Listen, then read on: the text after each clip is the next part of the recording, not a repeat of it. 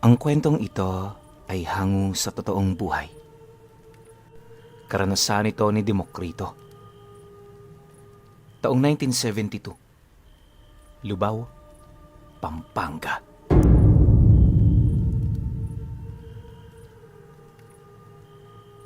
Noong mga panahong ito, kakarating lang ni Demokrito sa Pampanga. Tubong Leyte siya at napadpad lamang siya sa lugar na yon dahil sa alok na trabaho ng kaibigan ng tatay niya.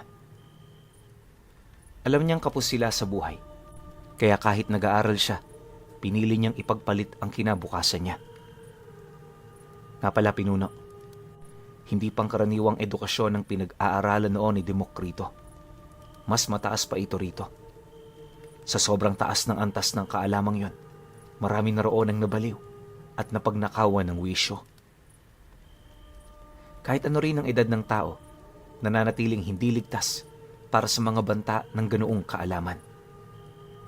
3 bantog na albularyo ang nagsisilbi niya roong maestro, kung saan bawat isa sa mga ito may kanya-kanyang porte o kahusayan. 3 antas din ng karunungan ang kanyang pilit pinag-aaralan sa mura niyang edad. Maliban sa pisikal at espiritual na kumbate, merong itinuro sa kanya ang pinakapunong maestro niya ukol sa isang bukod tanging kaalaman. Karunungang kayang hubugin, hawiin ang realidad at pasundin ang lahat ng nilalang na may buhay. Nakuha ng punong maestro ang karunungang yon sa isang singsing na pinagpasapasahan na sa bawat henerasyon. Luma at punong-puno na ito ng lupa. Bawat detalye ng singsing na itatago sa katandaan nito. Di rin niya nalilinisan sa kadahilan ng ang mga lupa at duming na babalot dito ay isa sa mga nagsisilbing selyo para maitago ang nakaukit na pangalan ng pinakadakila at pinakamakapangyarihan sa lahat.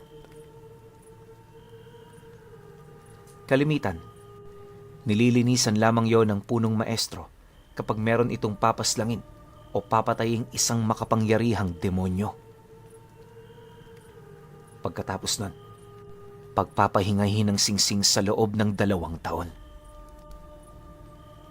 Nabanggit din sa kanya ng punong maestro, hindi ugat sa ating bansa ang karunungang napapaloob dito, sa halip nagmula pa yon sa pinakamalayong lugar. Ang pinakamalapit din itong katulad ay walang iba kundi ang karunungan ni Solomon na nakahulma sa mismong singsing nito na patuloy pa ring nawawala hanggang sa pangkasalukuyang panahon. Dagdag pa ng punong maestro na kapag ordinaryong tao ang nagtangan nito, wala yung bisa. Kailangan ipasa yon ng huling nagtangan dahil doon magmumula ang mga pamamaraan kung papaano yun pagaganahin. Sa loob din ng halos 1 dekada niyang pag-aaral, marami na siyang natutunan. Isa ito sa mga naging daan para mahubog siya bilang isang mabuting tao. Bago rin siya umalis sa kanilang lugar, pinaalalahanan siya ng 3 maestro ukol sa mga pagsubok na maaari niyang kaharapin sa kanyang pupuntahan. Mariin din itong inilahad sa kanya na kung sakali mang malagay siya sa panganib, huwag niyang kakalimutang bumulong sa hangin. Hanggat buhay sila, mananatili silang nakaantabay sa nag-iisa nilang disipulo.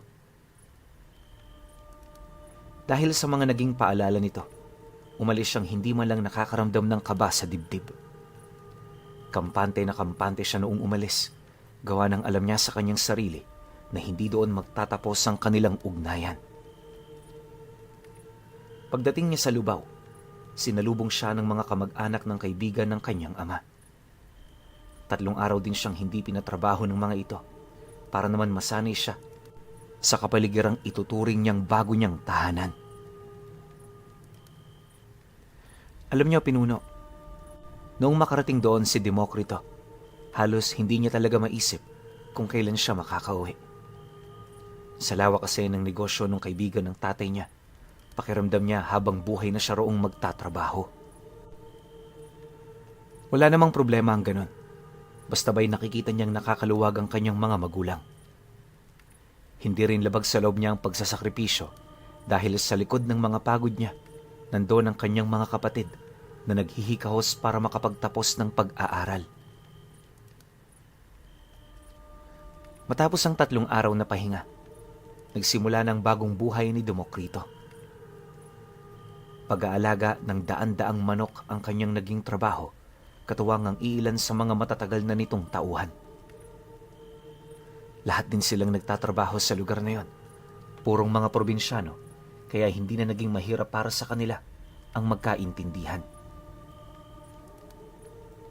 Buwan pa ang lumipas, unti-unti na rin siyang nasanay sa ganoong buhay. Wala naman siyang naging problema sa lugar na yon. Kaso lang noong mga nagdaang araw, meron siyang napapansing mga madre na pumapasok sa bahay ng amo nila tuwing hapon. Dala naman ang kanyang kuryosidad, sinubukan niyang itanong ito sa kanyang mga katrabaho. Nais niya kasing kumpirmahin kung matagal na ba yung nangyari o bago pa lang ito sa kanila. Sa kakatanong niya, nalaman niyang taon-taon palang nagaganap ang ganoong bagay. Panata na umano yon ng kanilang amo bilang pasasalamat sa patuloy na pag-unlad ng negosyo nito. Dagdag pa nung katrabaho niyang galing Leyte rin, 2 buwan ang itinagal ng ganoong panata kada taon. Sa mga araw ding yon, hindi nagpapapasok ng kahit na sinong hindi kamag-anak ang kanilang amo. Nanatili ring sarado ang mga bintana at mga pinto nito upang masigurong walang makakakita sa kanilang mga ginagawa. Ayon pa sa mga kasama nilang relihiyoso, normal lang ito dahil ang pagsamba ay hindi dapat pinapakita sa ibang tao. Dagdag pa ng iilan na mas pabor sa kanila ang mga buwang yon, gawa ng hindi sila natututukan ng kanilang amo. Matapos naman yung marinig ni Demokrito, pinili na lamang niyang manahimik. Sa kanyang pagsasanay kasi, natutunan niyang huwag makipagtalo sa mga taong ang gusto lamang paniwalaan ay ang mga bagay na alam nila. Medyo nag-iingat din siya, lalo pat hindi nila lugar ang napuntahan niya. Hindi lahat ng nagpapakitang sa Panginoon, totoong sa Panginoon. Marami na ako nasaksihang ganyan, kaya mag-iingat kayo mga kaibigan. Paalala ni Demokrito. Matapos niyang makapagsalita, bumalik na siya sa kanyang trabaho. Nang marinig naman niyo ng kasama niyang malapit na sa kanya, agad naman siya nitong kinausap ukol sa kanyang sinabi. Kahit kasi pabulong lang ang pagkakasabi niya nito, klarong-klaro yon sa tenga ng kanyang katrabaho. Pagkarinig naman niya sa naging tanong nito, di naman niya yun gaanong pinagtuunan ng pansin. Alam naman niya kasing marami ang nakikinig, kaya mas mainam na wag na muna nila itong pag-usapan. Sa pagsapit naman ng gabi, nanatiling sarado ang pamamahay ng kanilang amo. Maliban sa mga aso nito, wala rin silang nakitang lumabas. Takang-taka naman noon sila Demokrito, gawa ng paano yun nangyari? Alangan namang hindi kumain ng mga taong nasa loob ng bahay o nakaramdaman lang ng pagkapuno ng kanilang mga pantog. Lumalim na ang gabi. Mas lalong dumarami ang mga bulong na kanilang naririnig. Kung papakinggan, pagpupugay ang mga tinig na yon sa kaitaas-taasan. Pero habang tumatagal, unti-unti na yung nagbabago sa pandinig ni Demokrito.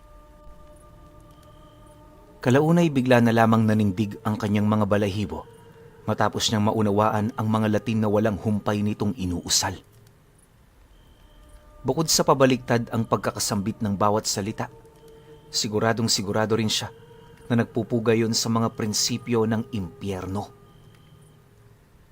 Ilang minuto pa ang lumipas, bigla naman siyang nakaramdam ng pagkabingi at panlalabo ng kanyang paningin. Dahil sa pangyayaring yan, dali-dali naman niyang kinuha ang kanyang medalyon na nakalagay sa bayong na nilalagyan niya ng damit. Pagkasuot naman niya nito, lahat ng nararamdaman niya bigla na lamang nawala. Kaso lang, pagsilay niya sa kanyang kasama, nasipat niya yung nakatayo na ng tuwid at nakadungaw sa kisame ng kubong tinutuluyan nila. Unti-unti na ring namumuti ang mga mata nito kasabay ng walang patid na panginginig ng mga binti at kamay. Matapos naman niya yung masilayan, pilit naman niya itong tinulungan sa pamamagitan ng pag-ihip ng usal sa noo, pero wala yung nagawa. Dihama kasi na mas malakas ang kapangyarihan ng Latina sabay-sabay binabanggit ng mga nilalang, kaya kahit gaano pa man kalakas ang alam niyang pangontra sa Tigalpo, di nito kayang basagin ang aral na yon. Maya-maya pa, bigla namang tumahimik ang buong paligid. Pagkaputol ng usal na kasalukuyan niyang naririnig, humandusay naman sa sahig yung kasama niya. Unti-unti na ring bumalik sa normal ang bigat ng hangin na kanyang nararamdaman, kaya kalaunay na panatag na rin siya. Ang kaso lang, habang ginigising niya noon ang kanyang katrabaho, meron siyang nasipat na anino na dumaan sa labas ng kubo. Pagsilay naman dito ni Demokrito, agad naman niyang pinatay ang lampara na nagsisilbing paumagahan nila. Dali-dali rin niyang dinala sa higaan ng kanyang kaibigan, sabay hanap ng butas na pwede niyang masilipan. Nataon naman noong medyo luma na ang kubong tinutuluyan nila, kaya madali na lamang para sa kanya na makalikha ng butas na kakasya ang paningin niya. Pagsipat ni Demokrito sa labas ng bahay, tumambad sa kanya ang 3 madreng nakatayo sa harapan ng mga kulungan ng manok. May hawak-hawak ang mga itong itim na rosaryo habang bumubulong sa hangin ng mga usal. Alam niyang nagdarasal ang mga nilalang na yan, gawa ng pabuka-buka ang mga bibig nito. Maya-maya pa, binuksan ng 2 madre ang mga pinto ng kulungan at sa hindi malamang dahilan, mabilis yung nagkumpulan sa kinaroroonan ng mga nilalang. Wala ring ginagawang tunog ang mga manok at parang napakakalmado lang din ang mga ito. Sa pagpapatuloy naman ng kanyang pagmamasid, meron siyang nasipat na katrabaho sa ibang kubo na bigla na lamang lumabas. May dala-dala yung mahabang itim na patalim at sa estado ng paglalakad nito, parang wala ito sa kanyang wisyo. Paglapit naman ng katrabaho niyang yon sa 4 na madre, dahan-dahan naman itong ibinuka ang kanyang bunganga. Nagsimula na rin yung umungol hanggang sa may lumabas sa bibig nito na ulo ng ahas. Kulay pula ang nilalang na yon at sa pag-usli nito ng bahagya, napansin niya ang 2 paa nitong ginagamit para tuluyan itong makalabas sa bibig. Ilang minuto pa ang dumaan, nakalabas na nga ang nilalang. Dali-dali itong gumapang sa katawan ng mga madre hanggang makapasok na ito sa kanilang mga damit.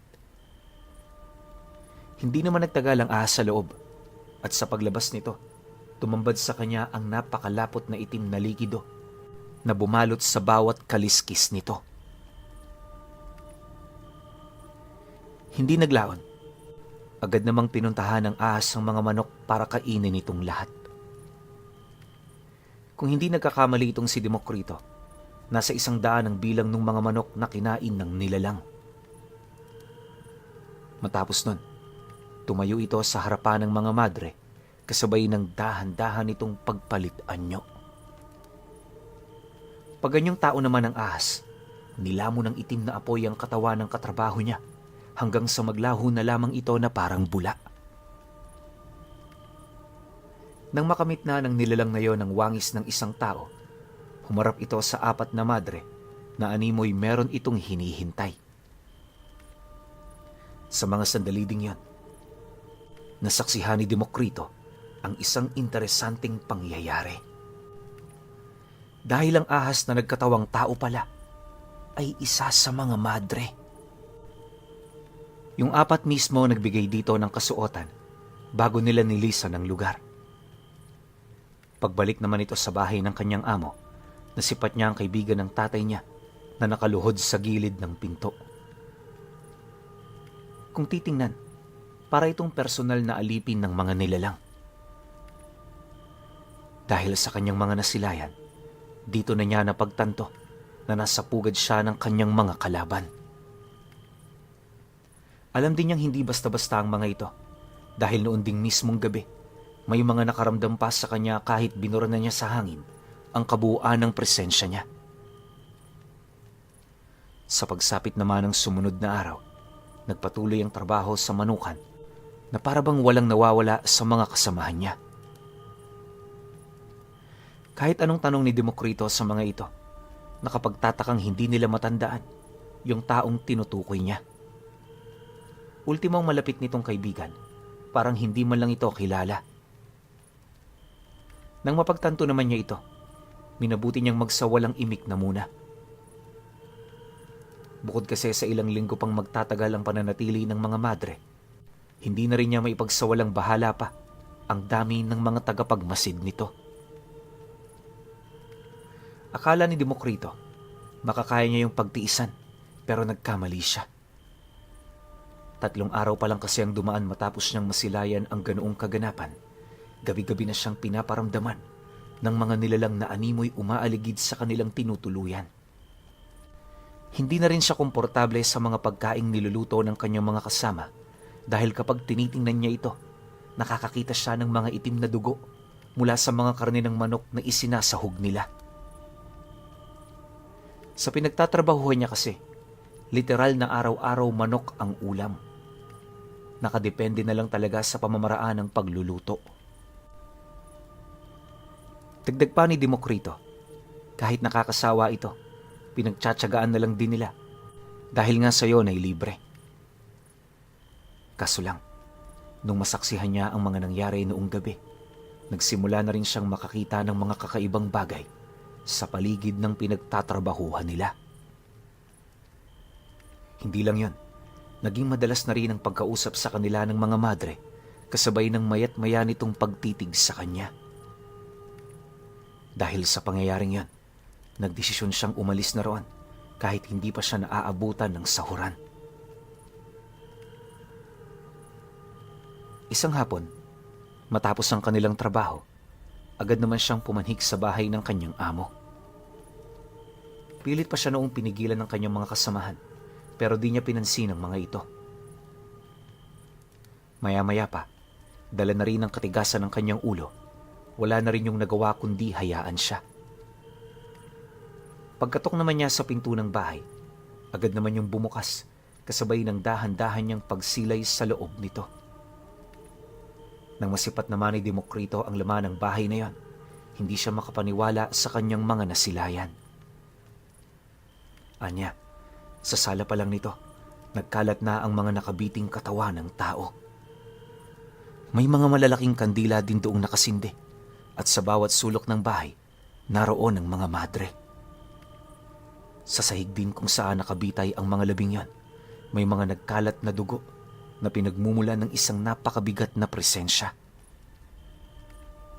Matapos naman yung makita ng kanyang mga mata, nakumpirma niyang ang bahay ng kaibigan ng tatay niya ang kasalukuyang ginagawang lugar pangtawag ng mga madre. Maya-maya pa, nangakmang aatras na siya.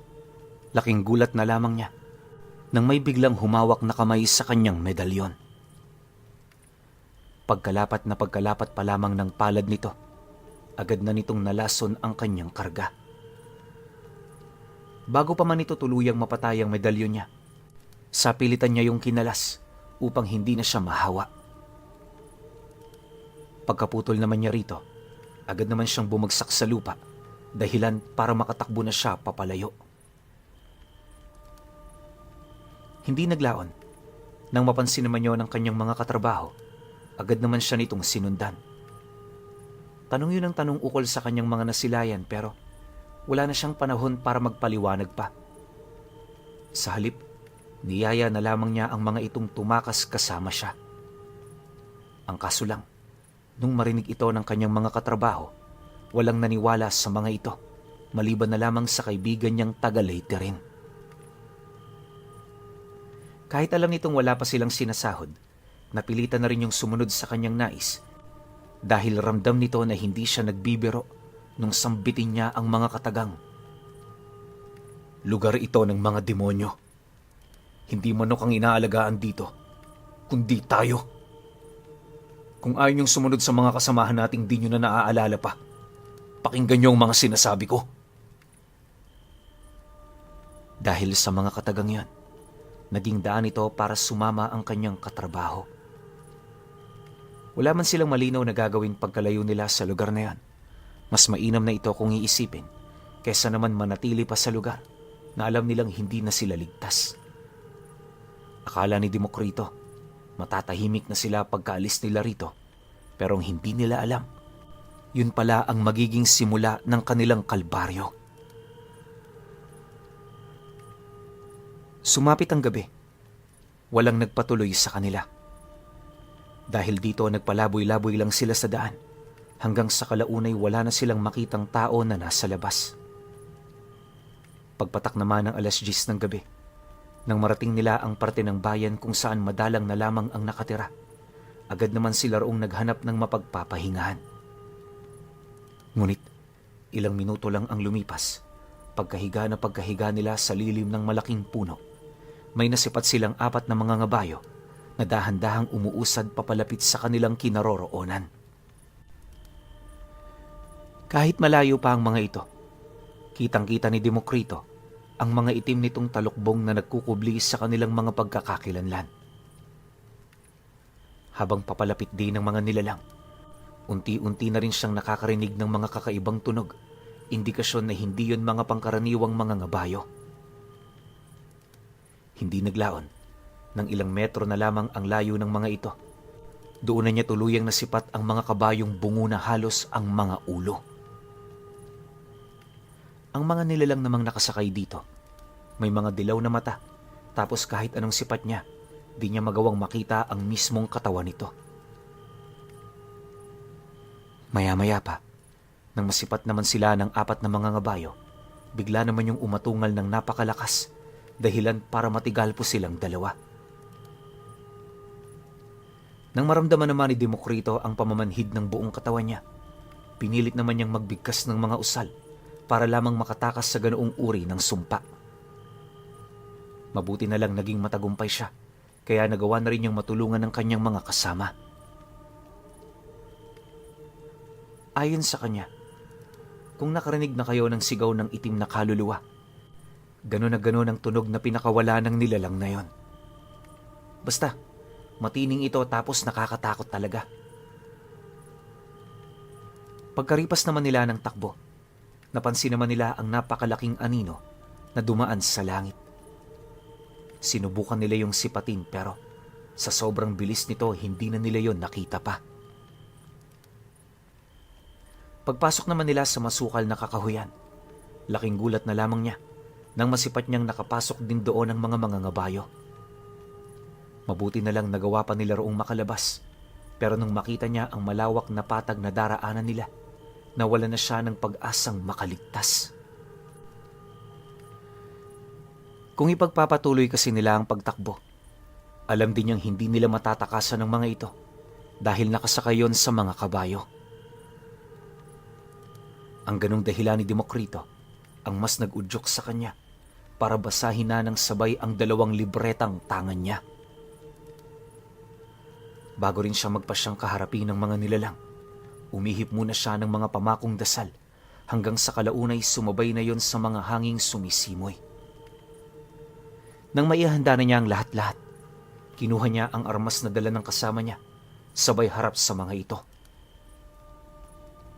Tumakbo ka na! Ako na ang bahala sa kanila! Sigaw ni Demokrito sa kanyang katrabaho. Ngunit nang marinig nito ang kanyang sinabi, bigla naman yung tumigil para hintayin siya. Dagdag pa nito na, hindi siya nito iiwan sa ganoong kalagayan. Kung mapapahamak siya, mas mainam na magkasama silang dalawa. Dahil sa sinabi ng katrabaho niyang yon, ikinatuwa naman niya ito. Kahit papaano kasi, ipinakita nitong may pagtitiwala yon sa kanyang kakayahan. Matapos naman nilang makapag-usap, agad naman niyang ibinalik ang kanyang atensyon sa pagsambit ng mga pangkumbating dasal. Yun pa lang kasi ang naibigay ng kanyang maestro dahil na rin sa pagkaudlot ng kanyang pag-aaral. Gayunpaman, kahit yun lang ang tangan niya, naniniwala siyang kaya niyang patayin ng mga nilalang na yon. Maya-maya pa, agad naman niyang sinugod ang mga ito ng walang pagdadalawang isip. Pag-unday naman niya rito ng saksak, sa halip na umilag ang mga nilalang na yon, kampante nitong sinalubong ang kanyang atake. Pagkalapat naman sa katawan ng nilalang ng talim ng armas niya, laking gulat na lamang niya nang bigla itong malusaw. Matapos nun, ngumisilang naman ang mga mangangabayo, sabay ihip ng dasal sa hangin, dahilan para malason ang lahat ng mga buhay na salitang kanyang ipinakalat. Matapos nun, dumoble ang bigat ng kanyang katawan. Para na rin naging mga bato ang kanyang mga paa, kaya hindi na niya nagawa pang makaatras papalayo. Pagkahawak naman ng nilalang na yon sa kanya, ramdam na ramdam niya ang tila bang paghigop nito ng kanyang kaluluwa. Sinusubukan naman niya itong labanan, pero di hamak na mas makapangyarihan ang mga ito. Mabuti na lang, nang akmang mawawala na siya ng ulirat, nakahingi siya ng tulong sa punong maestro.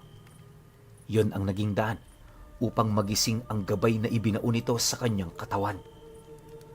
Pag-ahon naman ng nilalang na yon mula sa lagusang likha ng kanyang kaluluwa, doon tumambad sa kanilang mga mata ang isang matikas na lalaki na merong mga pakpak na nagliliwanag. May benda rin ang mukha nito, tapos ang kaliwa nitong balikat punong-puno ng mga mata patungo sa hawak nitong pulang espada. Pagwasiwas naman ng nilalang na yon ng kanyang armas, agad namang nalusaw ang mga mangangabayong muntik ng magnakaw ng kanyang kaluluwa.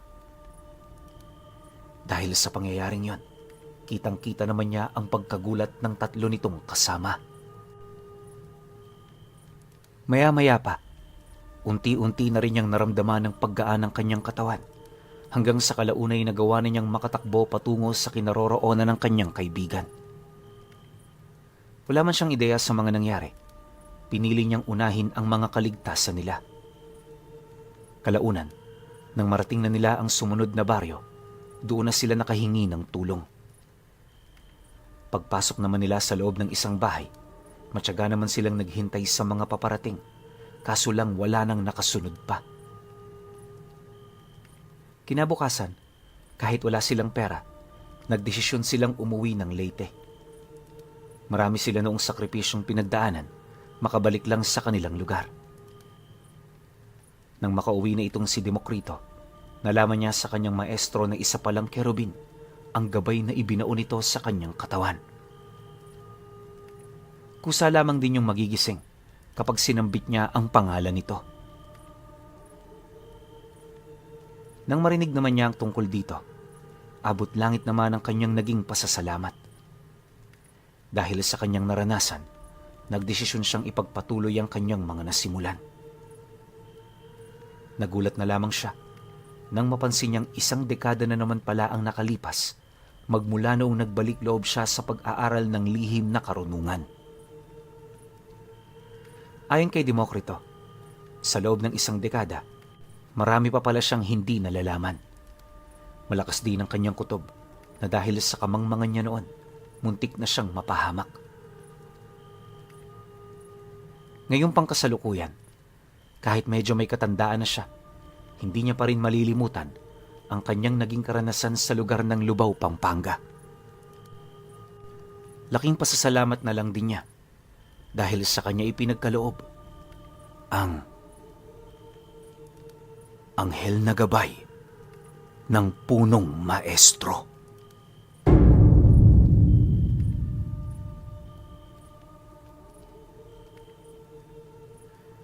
Okay. Opinyon ko sa kwento.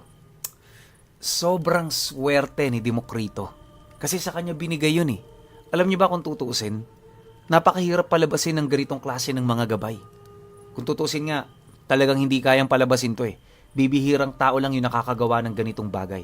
Pero sa estado ng punong maestro, parang napakarami niyang alam. Diba? Hindi naman yan tatawagin punong maestro kung chipipa yan eh. Kung konti-konti lang yung alam niyan eh. Pero hindi. So ibig sabihin, matindi pala talaga to. Diba? Isipin niyo nakapagbaon siya ng isang mataas na anghel na merong rango sa katawan ni Demokrito. Nalalabas lang yun kapag sinambit niya yung pangalan. O di naman kaya kapag siguro nalalagay na sa panganib yung buhay niya. 'Di ba? Paano kung wala yon? Paano kung hindi yun tinangan ni Demokrito? Paano kung hindi siya naging disipulo ng tatlong magagaling na maestro na yon? E di wala tayong kwentong ganito. Pero sa totoo lang, sobrang nakakabitin ang kwento na to. Kasi magandang subaybayan yung buhay ni Demokrito eh. Marami pa yung pagdadaanan. Tsaka alam ko, hindi lang doon nagtatapos yung paglabas ng gabay ng anghel niya. Lalabas at lalabas pa rin yan kasi nandun na siya eh. Inaaral niya na yung lihim na karunungan. So, tendency niyan, marami na siyang makakalabang iba't ibang klaseng nilalang na mas malalakas kumpara dun sa una niyang nakalaban. 'Di ba? Kaso lang, isa lang yung kwento natin eh. Pero okay na rin yun. Kayo pa rin. Kung may opinion kayo sa kwentong ito, comment nyo lang sa baba. Yun lang. Hanggang sa susunod na kwento. Salamat. Gandang umaga, gabi, o kung nasan man kayo. Meron tayong iaalok sa inyo na bago. Alam nyo, kung meron na kayo nito, Gumamela Celis, 10 Elements, tapos yung mga dignum natin na medalyon, San Benito. Sobrang gandang i-partner nito, lalo na kapag magdadasal kayo. Ano ba to? Ito yung tinatawag namin bago ngayon na insenso ni Pinuno. Ito yung packaging niya.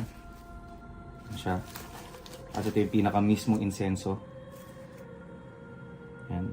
Tapos kung mapapansin ninyo, dyan sa YouTube channel ko, sa Ang Pinuno, meron shorts dyan na tungkol dun sa kamay ni Jesus, dun sa Bicol. Dito ko kinuha yung concept nun. Nakalagay siya rito sa golden pouch natin. Ito siya. Yan ang ganda oh. Yan oh, di ba? Kuwang-kuha niya. Yung nasa kuweba, nung napasukan namin. Yung kuweba na yun, yung kamay ni Jesus dun, tuwing mahal na araw, kinukwento nung tour guide namin na maraming albularyong pumupunta ron para magpabendisyon ng mga karga nila o kumuha ng mutya. Doon ko nakuha yung concept na yan, di ba? Ang ganda. Ano ba silbi nito? Ito yan. Kapag magdadasal kayo, pinakamagandang araw, Tuesday, Wednesday, Saturday, tsaka Friday. Pinakamagandang oras, kayo na bahala. Pero pinaka the best para sa akin talaga, alas 6. Kahit sino naman sa inyo siguro alam na yan. Lalo na yung mga talagang nagpa-practice, yung mga talagang nagdarasal para sa lihim na aral. Alas 6 talaga yan. Ito yung pinaka-insenso natin. Yan siya. So, kahit nasa loob kayo ng bahay, kahit nasa opisina kayo, pwede nyo sindihan to. Kasi ito nyo siya lalagay. Yan. Tayo nyo ganyan. Check nyo. Tapos habang nakasindihan, sabayan nyo na ng dasal. Lalo na yung sinasabi ko kanina, yung may mga Gumamela Celis, to, saktong-sakto yan, to yung pinapakain nyo to ng dasal. Sabayan nyo yung pagsindi ng insenso. Kahit hindi naman araw-araw, kung kailan lang yung libre nyong oras, o yung magandang araw para sa inyo, the best siyang i-partner, lalo na sa mga karga niya yan. Tsaka yung mga kumuha rin sa amin ng mutya noon, pwedeng-pwede nyong i-partner yan. Bango. Yan. Tsaka kahit wala kayong orasyon, kahit wala kayong dasal, wala kayong kailangan dasalan, sindi lang kayo sa bahay niyo nito. Araw-araw kahit alas 6. Lalo na kung yung bahay ninyo may mabigat na problema, puro negative energy, sobrang ganda nito, pampataboy. Yan, sakto yan. Magtataboy tayo ng mga negative energy rito sa kwarto.